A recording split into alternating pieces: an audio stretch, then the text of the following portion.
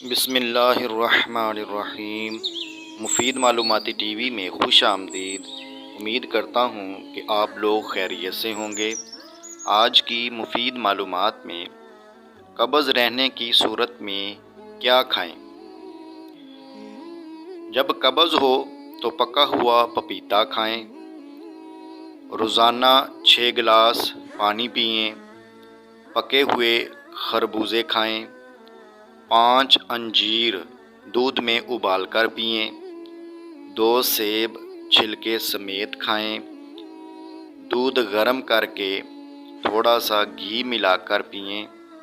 सोने से पहले 2 चम्मच अरंड का तेल यानी कैस्टर ऑयल इस्तेमाल करें। वीडियो अच्छी लगे तो इसे अपने दोस्तों तक शेयर कीजिए और हमारे चैनल को सब्सक्राइब कीजिए। शुक्रिया।